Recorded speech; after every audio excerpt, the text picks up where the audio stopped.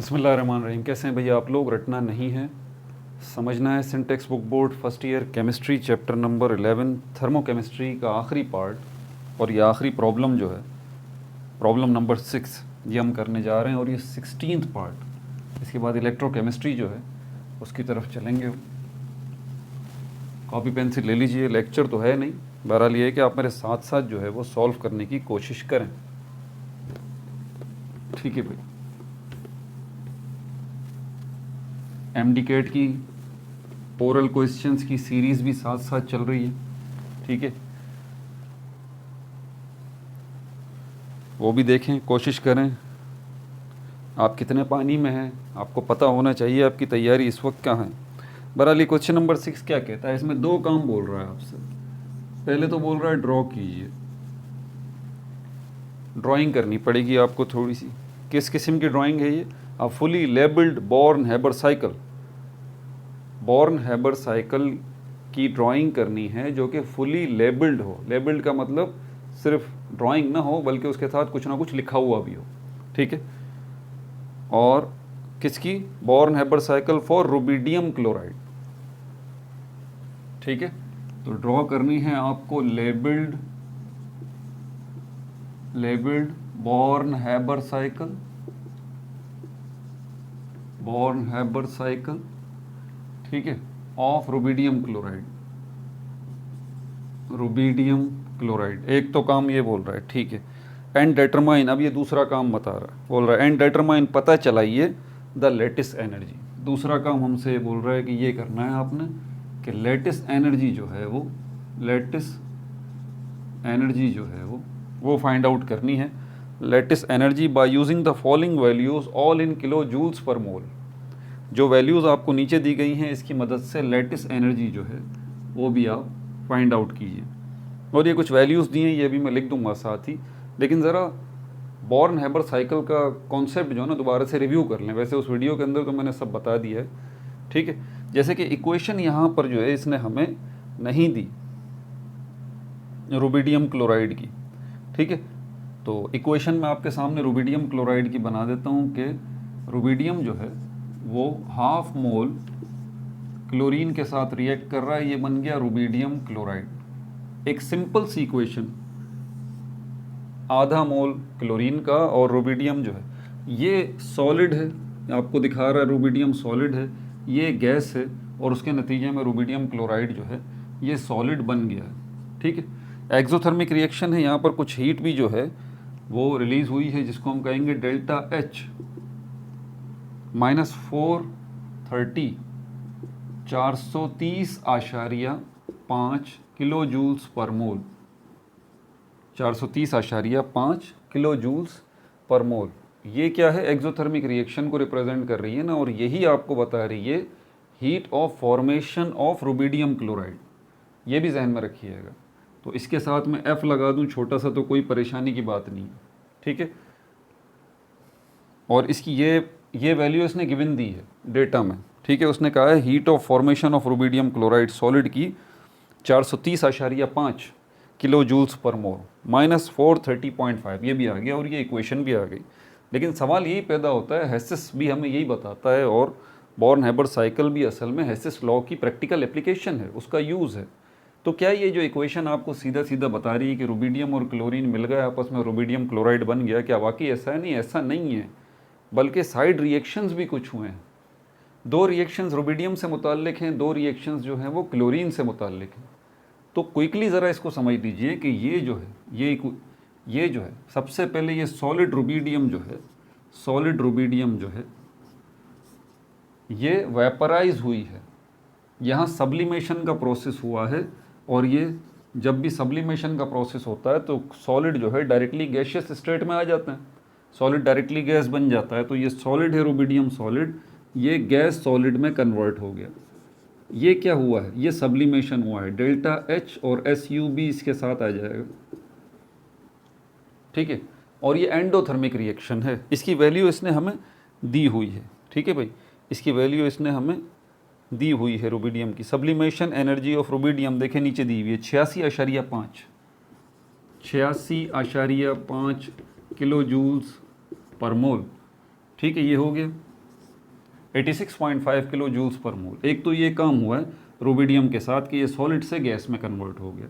अब ये जो गैस फॉर्म की रुबिडियम है, ठीक है, ये गैस फॉर्म की जो रुबिडियम है, अब ये आयनाइज होगी, अब ये आयनाइज होगी, रुबिडियम आयन बनेगा, एक इलेक्ट्रॉन इसमें से निकल जाएगा, एक इलेक्ट्रॉन इसमें से निकल जाएगा। ये भी एंडोथर्मिक रिएक्शन है।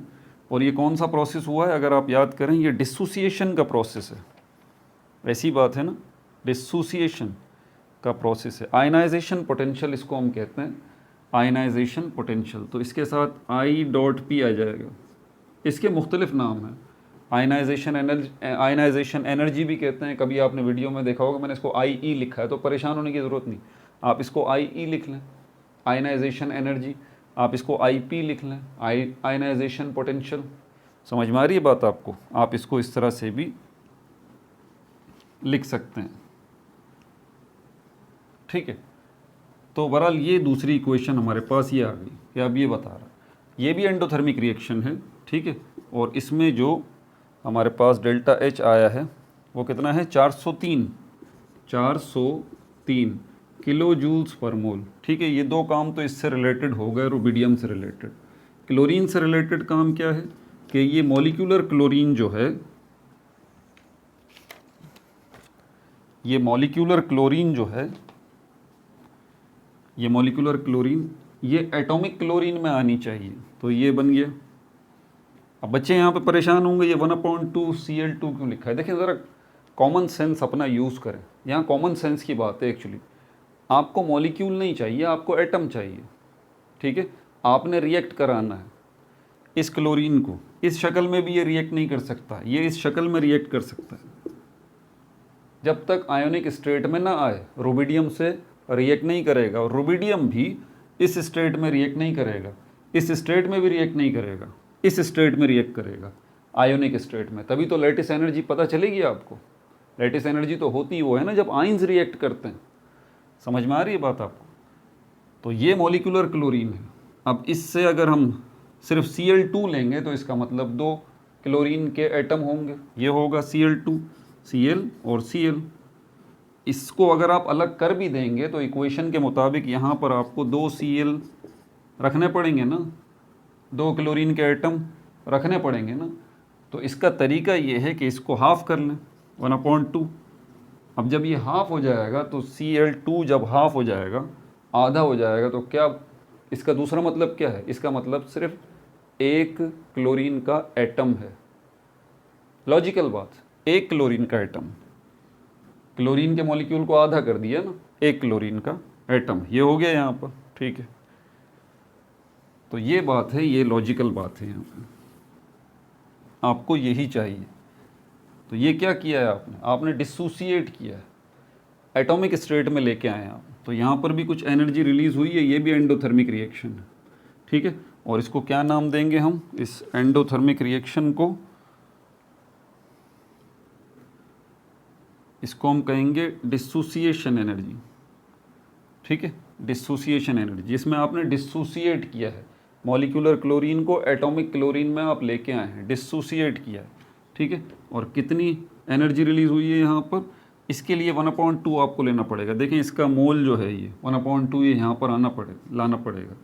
और इसकी बॉन्ड डिसोसिएशन एनर्जी को इसने असल में बॉन्ड एनर्जी ऑफ क्लोरीन कहा है। अगर आप देखें ना 3 पे लिखा हुआ है बॉन्ड एनर्जी ऑफ क्लोरीन, ये bond dissociation energy of chlorine ही है। मतलब वो एनर्जी जिसकी मदद से आप जो है बॉन्ड ब्रेक कर रहे हैं, क्लोरीन के मॉलिक्यूल को तोड़ रहे हैं, एटम को और दूसरे एटम को अलग अलग कर रहे हैं, उसके बॉन्ड को ब्रेक करके, ठीक है। तो यहाँ पर ये कितनी है, 242 किलो जूल्स पर मोल। अब आधा मोल है ना, इसकी ज़रूरत पड़ेगी, ये देखें कट जाएगा, 2 1 2 2 1 2 2 2 4 2 1 2। तो यहाँ पर आपके पास ये आ जाएगी 121 किलो जूल्स पर मोल। बॉन्ड डिसोसिएशन एनर्जी भी आपके पास ये आ गई, आपके पास सब्लिमेशन एनर्जी भी आ गई, आपके पास आयनाइजेशन पोटेंशियल या आयनाइजेशन एनर्जी भी आ गई, आपके पास क्लोरीन की डिसोसिएशन एनर्जी भी 121, तीनों एंडोथर्मिक रिएक्शन है। फिर अब ये जो क्लोरीन का है तीसरा मामला हो गया। चौथा मामला इसका क्लोरीन का। अब इसके साथ हमने इलेक्ट्रॉन को ऐड करना है, इलेक्ट्रॉन एफिनिटी इसमें ऐड हो जाएगा तो ये क्लोराइड का आयन बन जाएगा। ये एक्सोथर्मिक रिएक्शन है, हीट रिलीज होगी इसके अंदर। उसने गिवन दी हुई है, उसने बताया ये जो है वो कितना है -349 -349 किलो जूल्स पर मोल। ठीक है भाई, -349 किलो जूल्स पर मोल। ये क्या है हमारे पास, ये हमारे पास है, इसको क्या नाम देंगे, ये हो गया, ये भी हो गया इलेक्ट्रॉन एफिनिटी, इसके साथ ब्रैकेट में आएगा इलेक्ट्रॉन एफिनिटी। ज़रा ध्यान से इसके साथ ये ब्रैकेट बना के आपने लिखने हैं। ठीक है, ये देखें सब के साथ मैंने छोटे छोटे ब्रैकेट बना के ये मैंने बताया है कि ये एंथैल्पी जो है किसको रिप्रेजेंट कर रही है, आपको ये भी करना है। अब फॉर्मूले में लगेंगी ये सारी चीज़ें। तो ये आ गया आपके पास। अब टारगेट क्या है आपका, नंबर 5, ये टारगेट है आपका। यहाँ मैं लिख देता हूँ ΔHLA, ये आपका टारगेट है। यानी कि लेटेस्ट एनर्जी कहाँ मिलेगी भाई, ये जो फार्मूला हेसिस ने दिया है उसी को इस्तेमाल करके यहाँ पर हम क्या करेंगे, ΔHF बराबर हो जाएगा। अब यहाँ पर क्या है, अब ये सारे डेल्टा जो है वो एक साथ आ जाएंगे, सारे ΔH sublimation plus ΔH dissociation, यही है दूसरा वाला, नहीं आयनाइजेशन पोटेंशियल, आयनाइजेशन पोटेंशियल। तीसरा हमारे पास ΔH डिसोसिएशन, चौथा हमारे पास ΔH इलेक्ट्रॉन एफिनिटी, पांचवा हमारे पास ये आ जाएगा ΔH lattice energy, ΔH lattice energy, ये हमारे पास आ जाएगा। ठीक है भाई, अब इनकी वैल्यूज पुट कर देंगे यहाँ पर। ΔHF कहाँ लिखा हुआ है, ये रहा जो उसने गिवन दिया है हमें, इसने हीट ऑफ फॉर्मेशन का नाम दिया है, तो इसकी जगह पर आ जाएगा -430.5, sublimation 86.5 plus ionization potential 403 plus dissociation energy, bond dissociation energy 121 plus, अब ये ब्रैकेट में लिखना पड़ेगा आपको, इलेक्ट्रॉन एफिनिटी जो है ये नेगेटिव में है, ये देखें -349 प्लस, और इसके साथ आखिर में क्या है ΔH और LA। ठीक है भाई, अब तो सिंपल मैथमेटिक्स है यार, और कुछ भी नहीं है, बस आप इसको करके इसका जवाब मैं आपको बता देता हूँ। यहाँ पर इसका जवाब जो निकलेगा वो एग्जैक्टली बिल्कुल निकलेगा -692 किलो जूल्स पर मोल, किलो जूल्स पर मोल ये निकलेगा। बिल्कुल बुक के मुताबिक ये आप कर लीजिएगा, ताकि मैं दूसरा काम कर लूँ। वो जो कह रहा है ना, ये क्या क्या कह रहा है, ड्रॉ करें लेबल्ड बोर्न हैबर साइकिल, इसको ड्रॉ कर लूँ, और लेबल्ड होनी चाहिए। इसको ड्रॉ करना बहुत आसान है, जब आपका कॉन्सेप्ट क्लियर है ना तो इसको ड्रॉ करना कोई मुश्किल काम नहीं। आपको पता है कि रुबिडियम जो कि सॉलिड है, ठीक है, वो रिएक्ट कर रही है हाफ मोल क्लोरीन के साथ, उसके नतीजे में क्या बन रहा है रुबिडियम क्लोराइड सॉलिड। ये बात आपको पता है। अब ये बात भी पता है आपको कि डायरेक्टली ऐसा काम यहाँ नहीं हुआ है, बल्कि क्या हुआ है, बल्कि ये जो है हमारे पास रुबिडियम, ये रुबिडियम गैस बनी है सबसे पहले। अब देखें ये साइड रिएक्शंस, ये जो साइकिल वो बोल रहा है ना ड्रॉ करके बताएं, तो ड्राइंग में आपने यही साइड रिएक्शंस ही दिखाने कि सॉलिड रुबिडियम गैशियस रुबिडियम में कन्वर्ट हुई है। ठीक है भाई, और अगला स्टेप इसका क्या हुआ था, गैशियस रुबिडियम जो है वो आयोनिक रुबिडियम में कन्वर्ट हो गई थी। ये वाला मामला तो निमट गया। ठीक है, अब ये क्या हुआ था, क्लोरीन, मॉलिक्यूलर क्लोरीन सबसे पहले एटॉमिक क्लोरीन में कन्वर्ट हुई थी।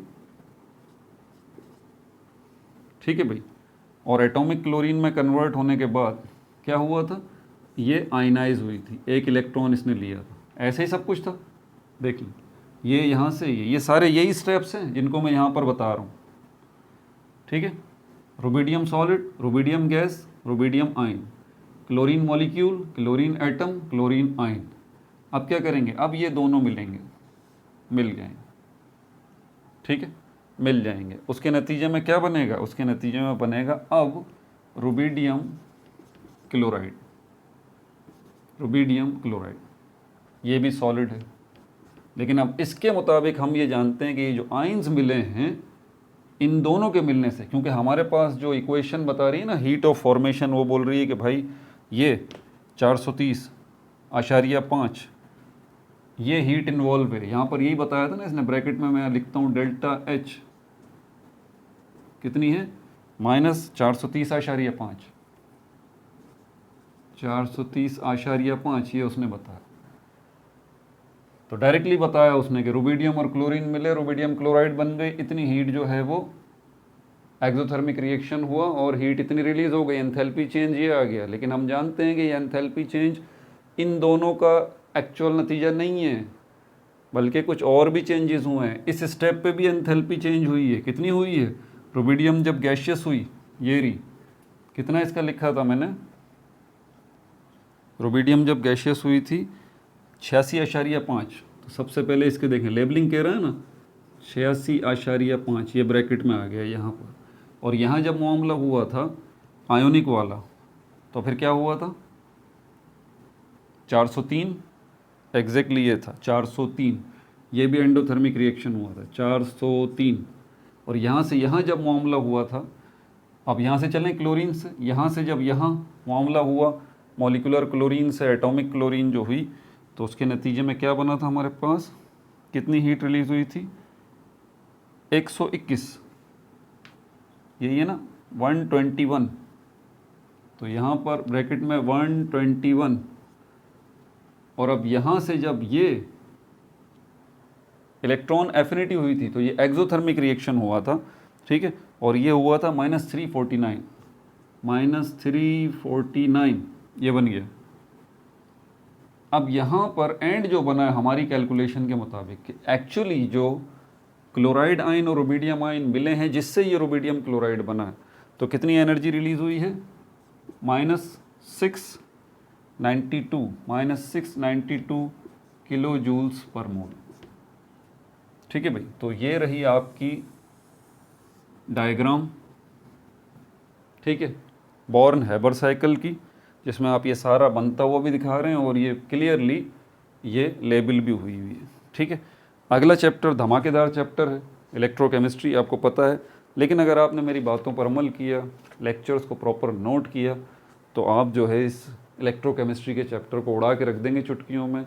रिडॉक्स रिएक्शंस क्या होते हैं, रिडक्शन क्या है, ऑक्सीडेशन क्या है, कैसे इक्वेशंस बैलेंस होती हैं, ऑक्सीडेशन नंबर क्या है, ऑक्सीडेशन स्टेट क्या है, ये सारी की सारी चीज़ें, इलेक्ट्रोकेमिस्ट्री क्या है, ये सब चीज़ें आपको समझ में आ जाएंगी।